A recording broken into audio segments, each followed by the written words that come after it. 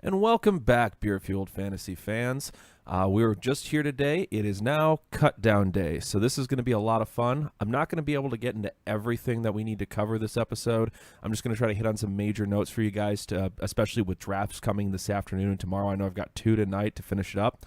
On Monday, we're going to be dropping a massive cut down episode that's going to be more deep diving for dynasty purposes, looking into players that may be end of bench stashes, watch list players, or just things to keep an eye on. These are going to be more players who may end up having some sort of value in drafts or may end up shaking things up a little bit in a way that matters for rankings or where you might end up taking a guy. So we just want to get this news to you out as quickly as possible. As always, I am at Nick Sparts here. I'll be hosting every single Saturday along with Wednesday nights. Dan Thury at Thury BFF will be taking Tuesday and Thursday nights, and then Mondays and Fridays will be handled by Chris Hopper, and then on Sunday mornings look for at Hop BFF and me at Nick Sparts to be hosting Sunday morning Periscopes, where you can ask us questions live on Twitter before kickoffs on Sundays. So before we spend too much more time on this, sorry for stuttering there, we're going to go ahead and jump into our news on Cutdown Day. First up, San Francisco has put Joe Williams on IR. He is done for the year, so his hype train is fully derailed now. And then Capri Bibbs, Tim Hightower, both got cut and or waived, depending. I think Bibbs was waived, Hightower was cut. So those three players are now gone. It is now down to Matt Breida as the number 2 running back there behind Carlos Hyde. Cal Shanahan has supported 2 running backs before. Matt Breida is a guy you need to keep on your radar. He's at worst a high watch list player, and I may want him as one of my top end of bench stashes. There's just not enough offensive weapons in that on that team to be worried about. Besides Hyde, Breida, Goodwin, and Garcon, those are about the only 4 they have. So in that case, Breida's a guy you got to know he's going to get enough targets in the passing game. He's getting enough carries as a change of pace back. He may have value a la Telvin Coleman last year in his own right, even if Hyde is healthy and performing. They also cut Jeremy Curley, so Curley's gone as well. They're just down to very few weapons, so the weapons they do have are going to be worth owning. So something to definitely keep an eye on. I do recommend stashing him late in anything 12 teams or bigger. Colts decided to trade Phil Dorsett to the Patriots for Jacoby Brissett. This is a couple interesting things going on here. First, I think Jacoby Brissett is going to be starting sooner rather than later while Luck is out, probably starting week 2 or week 3. I do think Luck is gone 4+ games, so Brissett should have 2+ starts. And then they just don't trust Scott Tolzien. They don't trust Stephen Morris.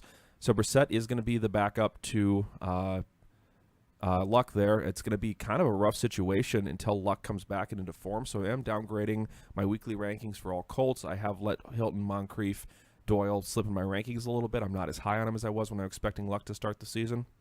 And I wouldn't be surprised if Luck ends up missing 6 games here. So this is a very messy situation.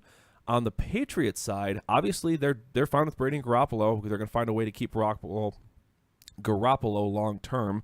And they're going to take a shot on Dorsett. He's a burner. They only have Cooks on a 1-year deal right now. They haven't extended him.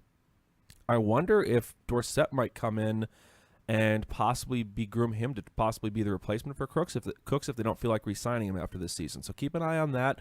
Dorsett may have some long-term value, and I definitely think he's a dynasty pickup now that he's changed locations. He was a first-round draft pick. He flashed some talent. He just never really put it together in Indianapolis. Patriots will give him another shot at life. On to another player getting traded here. Sammy Coates traded to the Browns along with a 7th-round pick for a 6th in return to the Steelers.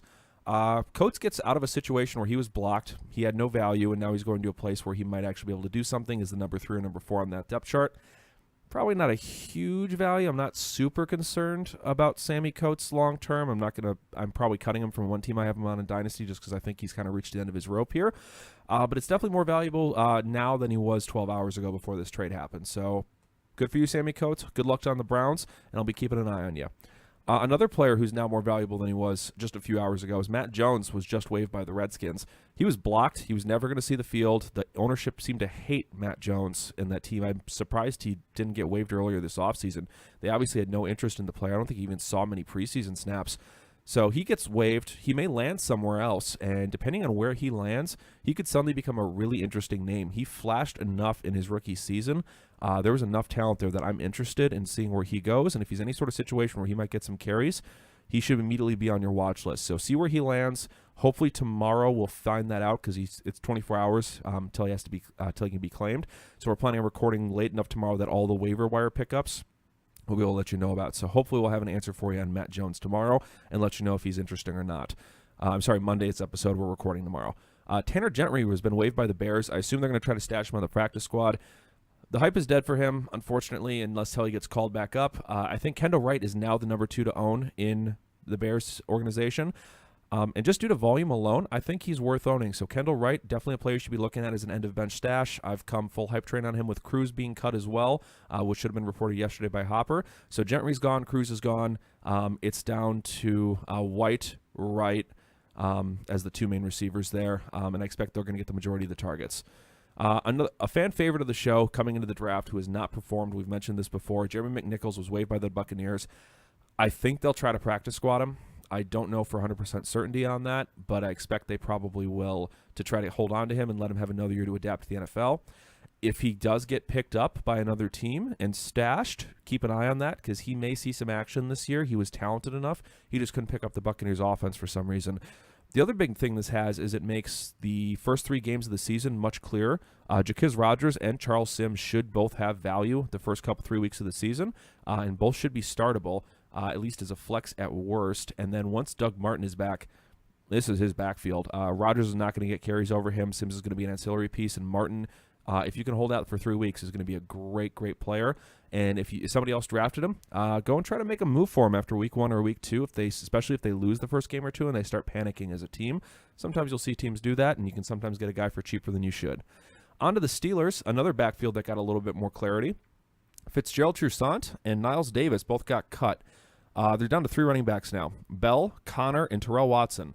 Watson is a 27-year-old journeyman. He's never really stuck anywhere. He did flash this preseason, though, so he's the only challenge to Connor being the straight handcuff to Bell. Connor does have value as Bell's handcuff. He was a player we really liked coming out of the draft, so I think he should be able to be great in this role as long as he can hold out Watson. I don't think either player has any value while Bell's playing. But if anything happens to Bell, Connor immediately shoots up my draft boards. I am keeping an eye on both players, though, to see who appears to be stationed for the handcuff, because my opinion on this could change if Watson flashes and Connor doesn't look very good in the few touches they get. Last piece of news, more for hilarity's sake, is Osweiler was cut by the Browns. Rumor is he may end up back at the Broncos. So the Browns ate $16 million to get a second-round pick for Osweiler. They cut him. He's immediately going to be picked up by the Broncos here. It's kind of going to be a situation where the Broncos probably going to try to get him for cheap, get him in as the number 2 or number 3. I know Lynch is hurt, so they're desperate for somebody to come in and run that offense. I just think it's hilarious, though. Osweiler has looked so bad outside of just a couple games with the Broncos. That would be the best receiving core he's had. Sanders and Thomas is a great duo to throw to. Henderson's not a bad 3. Charles and C.J. Anderson out of the backfield have catch passes for him. But yeah, overall, this is just kind of the major highlights for you. Keep an eye out for Osweiler landing behind Simeon in Denver. Maybe we'll see the 6'7" Osweiler throwing to Thomas again. I really hope not. I'd prefer Simeon. But that's the news for today. Thank you so much for checking us out. As always, follow us on Beerfield Fantasy Football YouTube. We're going to be dropping these 6 days a week, plus live streaming on Sundays. Like and subscribe if you want to get these updates daily. We'll share these out on Twitter. As always, Beerfield FF is the main place to reach us, either via tweeting at us or DM. Individually, I am Nick Sparts, and then at Thury BFF for Dan Thury, and at Hop BFF with 2 P's are going to be hosting Monday and Tuesday next week, so keep an eye out for them. Thank you so much for watching, and we'll catch you guys Monday on the podcast. Later.